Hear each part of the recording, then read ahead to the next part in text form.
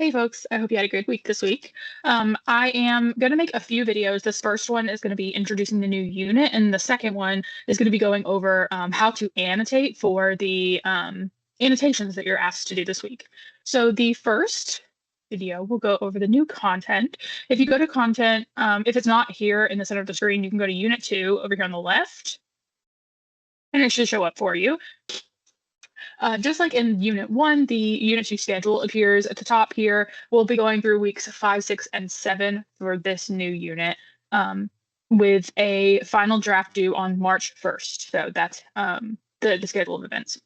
Underneath the schedule, there are some resources here. The first thing is the assignment instructions for this unit.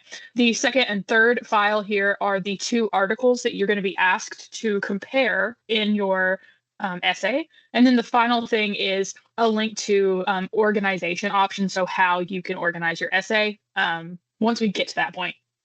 In week 5, there are a few readings here. The first is Process and Hints to Summary Writing, How to Annotate. There's a video called Annotating an Article, and then there's the story that we're going to annotate this week. So the annotation is required of you for 69 Cents by Gary Steingart. It's a short story, so kind of like a personal narrative, similar to the ones we read in Unit 1. Once you have annotated it based on the two readings, the reading and the video, you will fill out a discussion board post regarding those annotations, and that's they're due on 15th. We also have two preparation videos for you for the grammar quiz. That grammar quiz is also due on the 15th.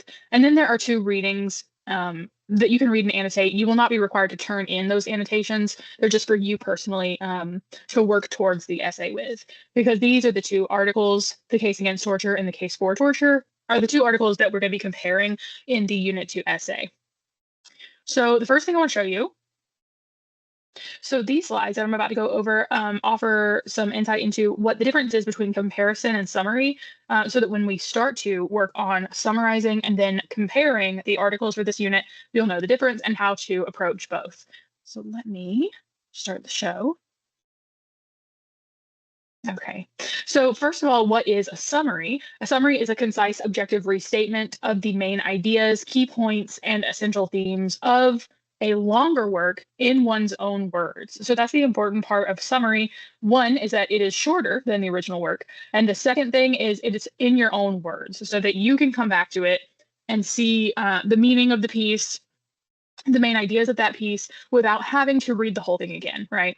It focuses on the core message of the story or text while omitting any minor details, anything that feels unnecessary to include, minor examples, or personal opinion. All of those are kept out of a summary. And then finally, summaries provide a quick overview to aid in comprehension. They're typically much shorter than the original text, so that when you come back to this summary, you can know the meaning of the text without having to read the whole text over again. I told my students this morning that when I was working on my master's thesis, I had over 60 sources that I had to move through and include in my master's thesis, and there was no way to keep all of those open and scrollable the entire time I was working, right? So one way that I really helped myself out in that category is creating one-page summaries of all of the 60 sources I had. So then I'm only flipping through 60 pages of content instead of 60 20-page documents. Summarizing teaches students how to identify the most important ideas in a text. So what is a main takeaway? It also helps you ignore irrelevant information. So facts or examples, statistics, things like that, that are not particularly relevant to the main point or main argument. And then finally, to help integrate central ideas in a meaningful way. It's one thing to know how to take the main ideas, but it's another thing to put it in your own words and summarize it in a way that is meaningful to you. Learning how to summarize improves your memory of what is read. Also, this is another great reason to summarize your textbook readings or any reading really that you do for class. It's a good idea to put it in your own words in like a short little summary, because then you are increasing your memory of the content. So once you start to look at the articles for this unit and asking some questions about summarizing, these are some questions you might can ask about a text that will help you summarize them. First, what are the main ideas? Second, what are the crucial details necessary for supporting the main ideas? So the details that cannot be left out, otherwise the story might be different. And finally, what information is irrelevant or unnecessary. Those obviously can stay out of the summary. A summary can also help you improve your understanding. I've said it already, but helping you to internalize the content so that you are not just reading and thinking, okay, great, I read that. You're thinking that is something I have learned truly. And summary really helps you with that. It can help to shape ideas into words that you can better, more readily understand and better apply to your own work. Summary can also help you create a short version for future reference. This is like what I did with my master's thesis sources. Anytime you are reading more than one article for an essay, it's likely that you will get confused about which article means what and what are the main points of each article. One way to easily navigate that is to create a summary for each one so that you know in the future what that article was about and you don't have to go read the whole thing again. This brings us to comparison. Comparison and summary are similar, but they are not entirely the same thing. So comparison, when we're doing writing, is a strategy used to examine the similarities and differences between two or more subjects. This can help us reveal new insights, evaluate our options, or deepen understanding. You likely make comparisons in your daily life. For example, if you were going to go buy a new laptop at Best Buy, you would compare two or three laptops and say, okay, this one's in my price range. What kind of battery support does it have? What kind of warranty maybe does it have? Does it host Windows or Mac, and then you can kind of narrow down your options. But that is a form of comparison. It also moves beyond description of the sources and makes an argument about them. So using structure, like point by point or block methods, which we'll get into later in the unit, you can organize your argument about those similarities and differences. It's important to learn how to use comparison and contrast techniques, not just for this assignment, but for future writing endeavors as well. Even when it's not an official requirement for the paper that you're writing to use comparison, it's likely going to benefit you a lot. For example, if you wanted to argue that one account of a topic is better than the two others that you've read, comparing and contrasting the main arguments of those three authors might help you construct your evaluation. One way that you can discover a similarity or a difference is by using the Venn diagram. I've likely, you've likely seen these things before, I have no doubt, but the Venn diagram is these two circles on the right-hand side that are overlapping. I'm kind of in the middle here.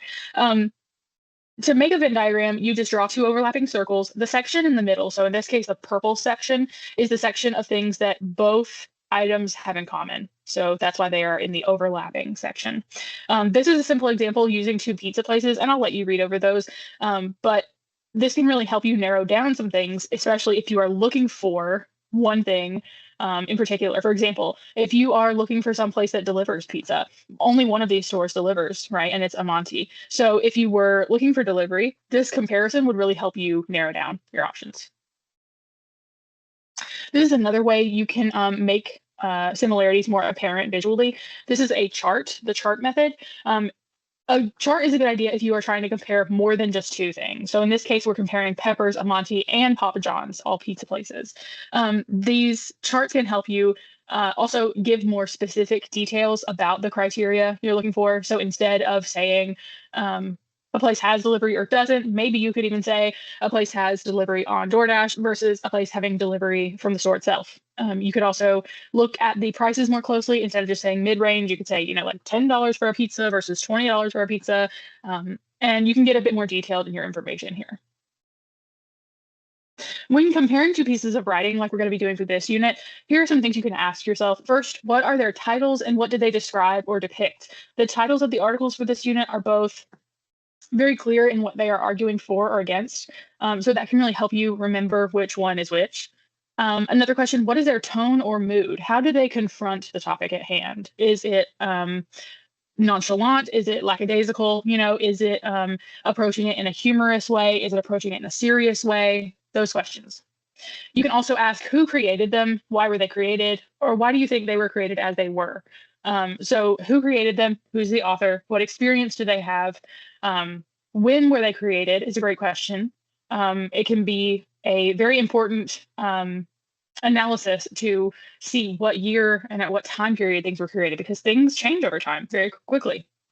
Do you think one is of higher quality or greater merit than the others? And if so, why? And then finally, for writing, what is the main point and what structure do they use? And those questions I'd like to see you apply when it comes to the comparison essay that we're working on for this unit. You will be comparing two articles written by different authors about the same subject. So when you go to look at those two articles and read over them and try to compare them, keep in mind these questions because I think they'll help you get to the bottom of it. Here is the assignment instruction sheet for this unit. I am in Unit 2 at the very top, right below the schedule is where I found this. The overview is that you will be writing this outside of class, which means it will not be timed like the first one was. You will analyze two opposing opinion pieces on the use of torture politically. The Case for Torture by Michael Levin and The Case Against Torture by Elisa Solomon.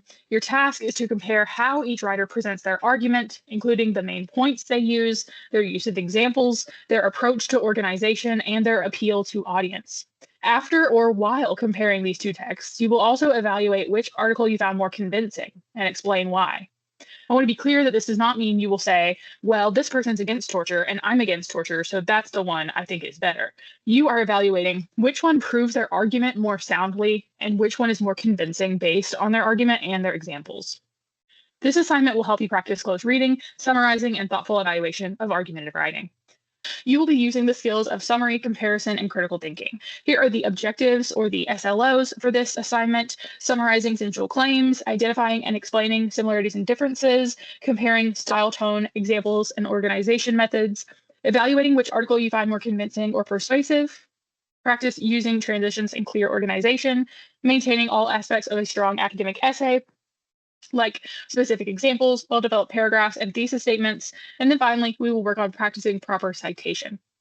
Since this is the first time we will be citing with MLA formatting, there will also be a video posted later this week about MLA formatting and how to correct or adjust the formatting of your essay in a Word document. That's the place that you're going to be typing these, and the form you're going to be turning them in as is a Word document. So I'm going to make sure you know how to do that correctly so that you are prepared to format your essays. The essay requirement length is an 800 word count minimum. If you go over 1,200 words, that's okay. It's not going to bug me.